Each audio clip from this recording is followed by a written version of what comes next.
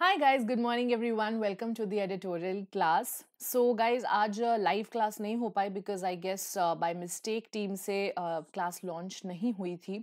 So I am recording the session so that you can watch it, आज का gap ना हो। तो आई होप कि आपको वैसे ही समझ में आएगा जैसे लाइव क्लास में समझ में आता है। So please watch the entire video. So start करते हैं हमारा आज का सेशन। ओके, सबसे पहले बता देती हूँ न्यू बैचेस जो आने वाले हैं। तो 17 अगस्त से हम स्टार्ट कर रहे हैं एक कम्प्लीटली बेसिक बैच जो आपको केटर करेगा आपके पर्टिकुलर क्वेश्चंस के लिए। सो बेसिकली पैरा जंबल अगर किसी को करना नहीं आता है, आरसी नहीं आती है, सो सेंटेंस कनेक्टर स्टार्टर्स के रूल्स नहीं पता, स्ट्रैटेजी नहीं पता, सो all of those things will be covered in that batch. So basic batch topic wise हम करने वाले हैं। 17 अगस्त से ये स्टार्ट होगा। सो जो भी बच्चे सब्सक्रिप्शन लेना चाहते हैं वो आज के आज ले ले, because there is an offer also which is going on. तो 20% का डिस्काउंट आपको मिल रहा है on Unacademy subscription on using code साक्षी24। ठीक है, so this is the offer. Complete subscription अगर आप लेते हैं जिसमें आपको हर एजुकेटर की क्लास नजर आएगी तो 12 महीने का आपको पड़ेगा वो 6743 में, 24 मंथ्स का पड़ेगा 7919 में। ठीक है, तो जो भी कंप्लीट लेना चाहते हैं most welcome, use the code साक्षी24। जो कंप्लीट सब्सक्रिप्शन नहीं लेना चाहते हैं, सिर्फ मेरा बैच परचेज करना चाहते हैं, तो that is price at just rupees 599। ठीक है, सो 599 प्लस डिस्काउंट इस पे आपको और मिल जाएगा। सो मेक श्योर कि आप इसको आज के आज ही सब्सक्रिप्शन लेंगे। ठीक है, सो साक्षी24 इज द कोड, इस पे भी जो आपको लगाना है। सो जो बैचेस लॉन्च हो रहे हैं वो सारे दोनों में ही मिलेंगे आपको। अगर आप इंडिविजुअल बैच लेते हैं तब भी मिलेगा और कंप्लीट सब्सक्रिप्शन लेते हैं तब भी मिलेगा। ठीक है, स्टार्ट करते हैं। Risky recourse. So recourse is actually a solution. So कुछ तो रिस्की चल रहा है आरबीआई की मॉनेटरी पॉलिसी कमेटी एंड जो रेट डिसाइड कर रहे हैं उसमें। आरबीआई का इन्फ्लेशन फाइटिंग मेटल, देखो मेटल क्या होता है कि इंसान का रेजिलियंस पावर होता है। That means if you fail, do you have the capability to bounce back. So RBI का inflation fighting mettle will be tested in the months ahead. So आगे आने वाले मंथ्स में ये टेस्ट होगा कि आरबीआई क्या इन्फ्लेशन को फाइट कर सकता है। अगर इन्फ्लेशन बहुत ज्यादा हो जाता है तो क्या आरबीआई वापस से बाउंस बैक कर सकता है। So all of those things are going to be discussed. चलिए पहले कर लेते हैं वोकैबुलरी। तो हमारा पहला वर्ड है वही मेटल। जैसे कि मैंने आपको कहा, अच्छा मेटल की स्पेलिंग देख लीजिए, ये METAL नहीं है। सो आप कितना अच्छे से डिफिकल्टी से कोप कर पा रहे हैं, रेजिलियंस पावर कितनी है, बाउंस बैक कर पा रहे हैं कि नहीं फेलियर के बाद, वो होता है मेटल। ठीक है, recourse is a noun and again सिर्फ डिफिकल्ट सिचुएशन में सोल्यूशन या कोई हेल्प जब आपको कोई प्रोवाइड करता है, दैट इज अ रिकोर्स। ठीक है, कंसीड इज अ वर्ब एंड जब आप कंसीड करते हो तो आप एडमिट करते हो, मान जाते हो कि हाँ भाई सामने वाला सही कह रहा है, या मान जाते हो कि आप हार गए सामने वाला जीत गया। सो एडमिट करना। ठीक है, when you look past something you are ignoring it, आप उसको इग्नोर करके आगे बढ़ रहे हो। अनमूअर का मतलब क्या होता है, कोई चीज जब आप, सो बेसिकली हमारे एडिटोरियल में अनसर्टन जैसा मीनिंग आएगा। अनमूअर का मतलब कंफ्यूज्ड भी होता है, जब आप इनसिक्योर फील करते हैं वो भी होता है। ठीक है, but when there is uncertainty, doubt, that is also when you are unmooring. ठीक है, एंकर का मतलब क्या होता है, फिक्स करना किसी चीज को, है ना। सो जैसे शिप बोट को एंकर किया जाता है, कोस्ट से बांधा जाता है ताकि वो सेल ना हो जाए खुद से। तो एंकर मतलब फिक्स करना, कहीं से बांध के रखना। ठीक है, seventh is sanguine. Sanguine is an adjective which means when you are very confident, optimistic about something. ठीक है, तो आपको पता है कि सब अच्छा होगा, that is when you are sanguine. Walk the talk is जो आप कह रहे हैं वो करके भी दिखा रहे हैं।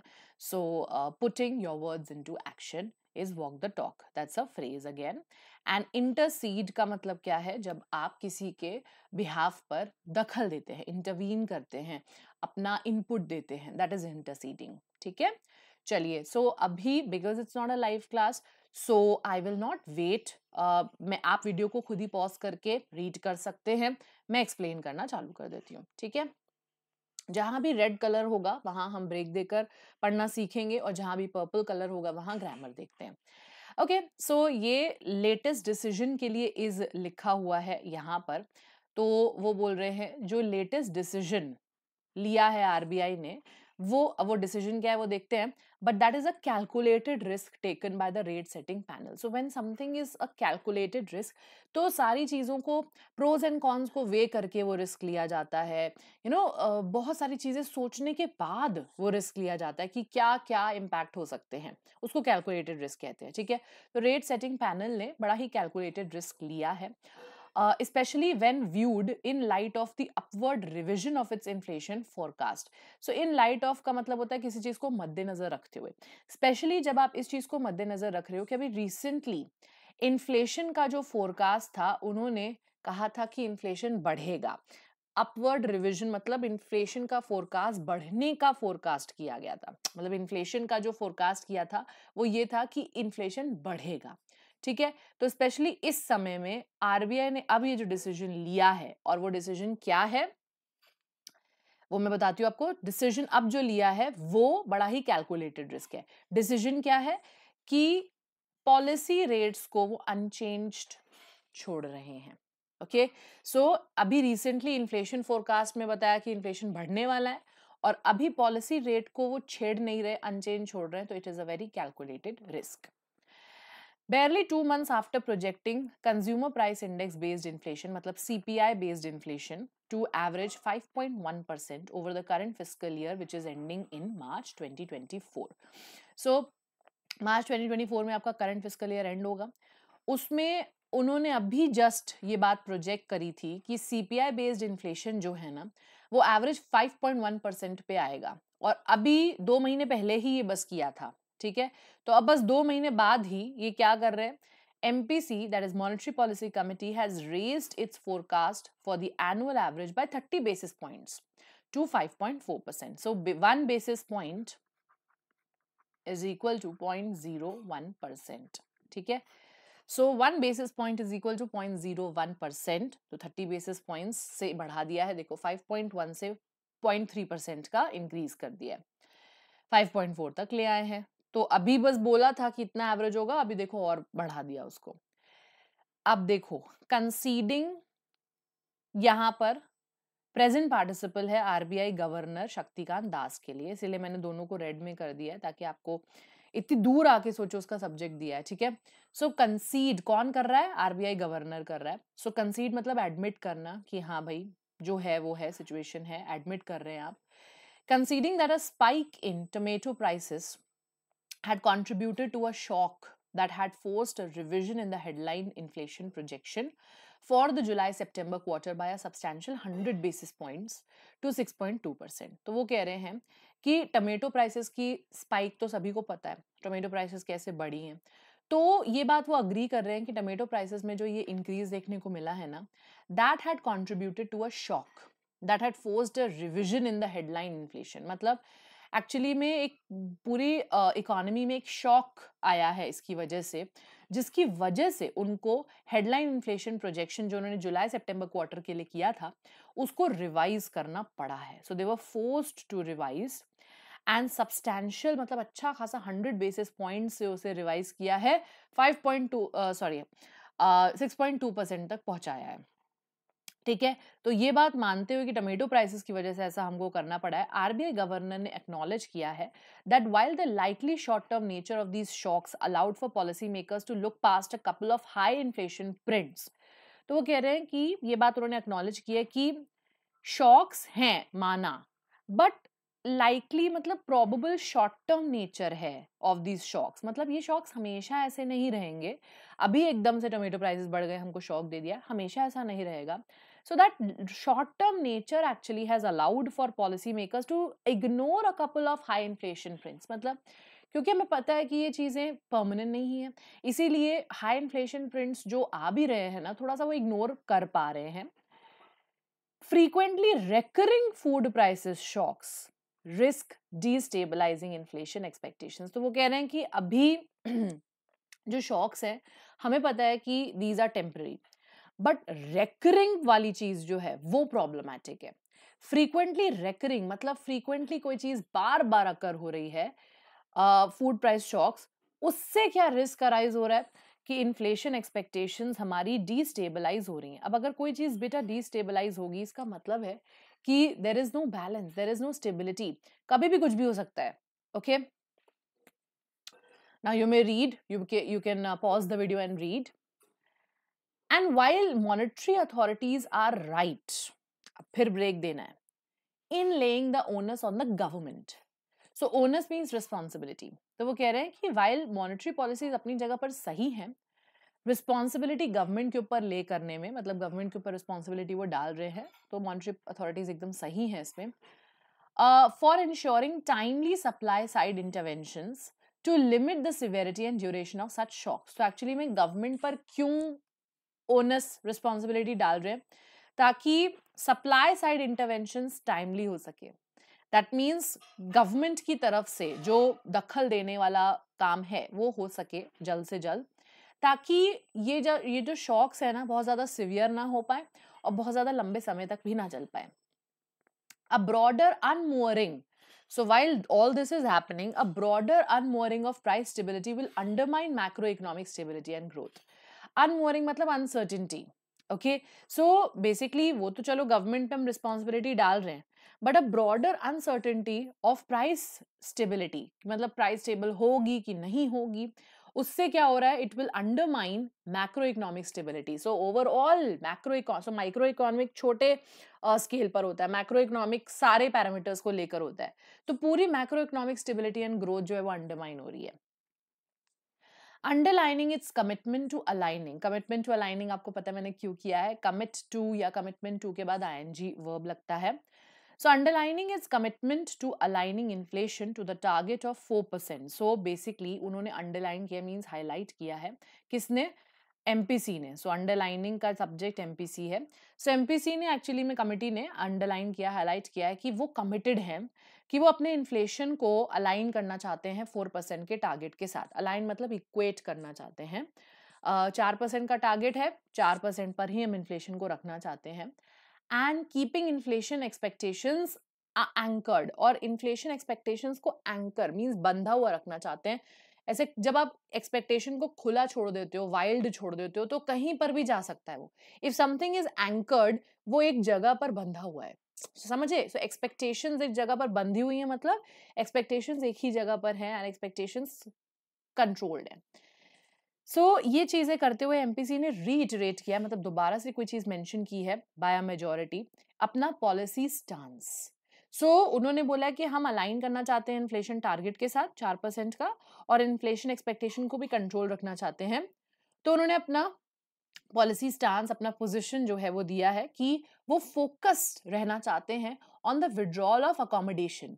Now these are the terms जो हम जनरली एमपीसी वाले सारे मॉनेटरी पॉलिसी वाले आर्टिकल्स में पढ़ते हैं. अकोमोडेटिव स्टांस क्या होता है? सो जब भी मॉनेटरी पॉलिसी कमिटी अकोमोडेटिव होती है तो वो इकोनॉमी की सिचुएशन के हिसाब से अपने रेट्स को चेंज या अनचेंज करती है ना, रखती है. तो अकोमोडेटिव पॉलिसी, अकोमोडेशन एडजस्टमेंट वाला पॉलिसी आप ऐसे समझिए. So it's an official word by the way. So you can read, आप पॉज कर लीजिएगा video. In a nod to the MPC stance, nod आपको मिला है तो मतलब हामी भरी है किसी ने. सो एमपीसी के जो ये स्टांस, ये जो व्यू पॉइंट है उस पर हामी भर के RBI separately temporarily imposed an incremental 10% increase in the CRR, जो बैंक्स को मेंटेन करना चाहिए. अब सीआरआर तो आपको पता ही है, सो कैश रिजर्व रेशियो जो बैंक्स को मेंटेन करना चाहिए, आरबीआई ने टेम्परेरली उस पे एक 10% का इंक्रीज रख दिया है, ठीक है. और एमपीसी के स्टांस को हामी भरी है with a view to draining some of the surplus liquidity, क्योंकि सीआरआर बढ़ जाएगा तो लिक्विडिटी इकोनॉमी से कम हो जाएगी. तो वो ये बोल रहे हैं with a view to draining. With a view to draining मतलब अगेन टू के बाद आईएनजी है, इसीलिए मैंने उसको पर्पल में किया है. विद अ व्यू टू के बाद आईएनजी वर्ब होता है. तो ऐसा एम है कि वो ड्रेन करना चाहते हैं, मतलब हटाना चाहते हैं some of the surplus liquidity in the banking system that could spur prices. अब आपको तो पता ही है कि अगर लिक्विडिटी ज्यादा होती है, ठीक है, liquidity that is the money supply. So अगर मनी सप्लाई जो है वो ज्यादा है तो क्या होगा, लोगों के पास इन हैंड कैश होगा, ठीक है. मनी सप्लाई अगर ज्यादा होगा तो लोगों के पास पैसा होगा, तो वो डिमांड भी ज्यादा करेंगे। ये बात है, पता है आप ही को, आप सबको। डिमांड ज्यादा करेंगे, बट सप्लाई जब उतनी नहीं होती है जितनी डिमांड होती है, तो क्या होता है कि प्राइस बढ़ जाती है। So this is how it is. तो इसीलिए spur means encourage, increase prices लिखा हुआ है वहां, क्योंकि अगर मनी सप्लाई ज्यादा रहा तो फिर ये हो जाएगा, इसीलिए वो मनी सप्लाई ही कम करना चाहते हैं सीआरआर बढ़ा के। Mister Das promise this increase would be reviewed on सितंबर 8। सो उन्होंने प्रॉमिस कर दिया कि ये जो बढ़ोतरी है ना, इसको हम रिव्यू करते हैं, सितंबर 8 को करते हैं, या उससे पहले भी कर सकते हैं, to ensure adequate liquidity during the upcoming festival season. So of course अभी कर लेते हैं, है ना, लेकिन फेस्टिवल सीजन में तो लिक्विडिटी रखनी होगी, क्योंकि उस टाइम पर तो सेल्स भी होती है, तो आगे दिवाली आने वाली है, तो उससे पहले अभी थोड़ा कंट्रोल कर लो, इन्फ्लेशन कंट्रोल में आ जाएगा, बाद में फिर बढ़ा देंगे liquidity. Still given the MPC sanguine outlook on economic growth, so ये बात आपको दी हुई है कि एमपीसी बड़ा ही ऑप्टिमिस्टिक है कि इकोनॉमिक ग्रोथ होगी ही, sanguine means optimistic. It has not only retained its forecast for the GDP to expand by 6.5% in real terms, 2023-24 का इनका जो फोरकास्ट है कि 6.5% से एक्सपैंड होगी जीडीपी, वो तो रिटेन किया ही किया है उन्होंने कि होगी होगी, सैंग्विन है, ऑप्टिमिस्टिक है, but also stuck by its June projections for growth in each of the 4 quarters. The inflation shock notwithstanding. So notwithstanding का मतलब होता है इसके बावजूद। So इसके बावजूद कि इन्फ्लेशन का शॉक चल रहा है इकोनॉमी में, इतनी ऑप्टिमिज्म दिखाई है एमपीसी ने कि जीडीपी का फोकास्ट 6.5% रखा है कि होगा, इतना ग्रोथ तो होगा, और साथ ही साथ स्टिक बाय समथिंग, उसी के साथ टिके रहना। और किस चीज के साथ टिके हुए हैं कि जून के प्रोजेक्शंस जो हमने ग्रोथ के लिए रखे थे ना, हर एक क्वार्टर में वो वैसे ही रहेंगे। सो हर क्वार्टर में हमें ग्रोथ देखने को मिलेगी, इन्फ्लेशन शॉक आए इसके बावजूद हमें ग्रोथ तो मिलेगी। To be sure the MPC has flagged several risks. अब श्योर होने के लिए, फ्लैग मतलब इंपॉर्टेंट मार्क करना। सो एमपीसी ने कुछ रिस्क्स जो है वो इंपॉर्टेंट मार्क किए हैं टू द इन्फ्लेशन आउटलुक। अब रिस्क्स क्या हैं? The uneven rainfall distribution this year, तो इस साल रेनफॉल अनइवन है, कभी हो रही है कभी नहीं हो रही है, जब होनी चाहिए तब हो नहीं रही है, एंड वाइसी वर्सा। सो एक तो ये रिस्क है, ठीक है। दूसरा, recent uptick in crude oil prices, मतलब इंक्रीज, क्रूड ऑयल प्राइसेस भी बढ़ रहे हैं। Average price of the Indian basket has so far risen by 7% sequentially this quarter. So average price जो इंडियन बास्केट का है वो बढ़ गया है 7% से इस quarter. And enterprises polled by the RBI expect output prices to harden. और तीसरी चीज जो है वो ये है कि जिस भी enterprises, that means business houses में आरबीआई ने सर्वे किया या पोल कंडक्ट किया, तो वो एंटरप्राइजेस एक्सपेक्ट करते हैं कि आउटपुट प्राइसेस भी बढ़ जाएंगी। सो हार्डन मीन्स बढ़ जाएंगी। सो ये 3 रिस्क को फ्लैग किया, इंपॉर्टेंट मार्क किया एमपीसी ने। तो आरबीआई बड़ा खुश हो रहा था, तो एमपीसी ने थोड़ा सा ये बता दिया कि ये सब चीजें भी हैं। And while Mr. Das and his colleagues on the MPC have reaffirmed their readiness to take policy actions in order to align inflation and to the target and ensure that inflation expectations remain well anchored, how quickly policymakers actually walk the talk? वो कह रहे हैं कि mister दास और उनके जो colleagues MPC में हैं, उन्होंने रीअफर्म किया। रीअफर्म मतलब दोबारा से कोई चीज आपको बिलीव करवाई है। और बिलीव क्या करवाया है कि हम बिल्कुल रेडी हैं पॉलिसी एक्शंस लेने के लिए, ताकि हम अलाइन कर सके इन्फ्लेशन को टारगेट के साथ। सो अलाइन एंड इंश्योर यहाँ पर रूल ऑफ पैरेललिज्म फॉलो कर रहा है, ठीक है। अलाइनिंग मीन्स अगेन इक्वेटिंग, सो जो हमारा टारगेट है 4% का, हम इन्फ्लेशन उतने पे लाना चाहते हैं। एंड दूसरी चीज है, हम ये भी चीज के लिए पॉलिसी एक्शन लेंगे कि हम इंश्योर करें कि इन्फ्लेशन एक्सपेक्टेशंस वेल एंकर्ड है, मतलब कंट्रोल्ड है। वही दोनों चीजें जो अभी पहले भी हमने करी, तो ये चीजें तो हैं। How quickly policy makers actually walk the talk. अब देखो ये सब तो बातें हैं। सो वॉक द टॉक का मतलब होता है बातों को एक्शन में लाना। तो वो कह रहे हैं कि कितनी जल्दी वो इन बातों को एक्शन में ला सकते हैं, एंड इंटरसीड मतलब इंटरवीन मतलब दखल दे सकते हैं, अपना इन्वॉल्वमेंट दे सकते हैं in the coming months break, will determine their inflation fighting mettle. So बातें तो बड़ी बड़ी हैं, अब वो बातों को कैसे, कितनी जल्दी वो इम्प्लीमेंट कर सकते हैं, ये बात डिटरमिन करेगी उनका इन्फ्लेशन फाइट करने का क्षमता। So mettle is the ability to fight the problems and bounce back. क्या वो कर सकते हैं ऐसा? नहीं कर सकते हैं, वो चीज़ तो तब पता चलेगी जब वॉक द टॉक करेंगे, ठीक है? So analytical analysis of the situation of the economy, the inflation situation actually is being done today. ठीक है? I would have taken the class live, but I guess miss हो गया team से, launch नहीं हुआ and it was very early to contact the team. That is why मैं class भी launch नहीं करवा पाई. So इसीलिए रिकॉर्ड करना पड़ा, बट आई होप कि आपको समझ में आया. कमेंट सेक्शन में मुझे बताना कि आपको समझ में आया और सेशन को लाइक कर देना अगर अच्छा लगा article. Okay, so thank you so much. I will now see you. Okay, so tomorrow there will be no class and now till 15th there will be no class. 16th say we will be resuming the editorial sessions also, because I'm traveling to Amritsar. I'm visiting the Golden Temple. So we'll be praying for all of you there, and आपके selection के लिए definitely मैं pray करूंगी. But classes जो हैं वो अब next आपकी 16 से रिज्यूम होंगी. Okay, so all the best. जिनका एग्ज़ाम है, आरआरबी का एग्ज़ाम है आपका, जिनका भी एग्ज़ाम है, ऑल द बेस्ट. आप बहुत अच्छा करेंगे.